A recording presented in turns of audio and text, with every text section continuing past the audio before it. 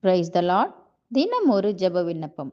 அன்பும் இரக்கமும் கிருபையும் நிறைந்த எங்கள் நல்ல தகப்பனே, ஆசீர்வதிக்கப்பட்ட இந்த புதிய நாளுக்காக நன்றி செலுத்துகிறேனப்பா.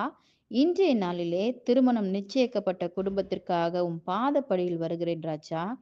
ஆண்டவரே அப்பா, இரு குடும்பத்தாருக்கிடையே எந்தவித கசப்பும் முறுமுறுப்பும் இல்லாமல் சமாதானத்தோடு திருமண காரியங்களை நடத்த என் தேவன் கிருபை தாரும் ஆண்டவரே.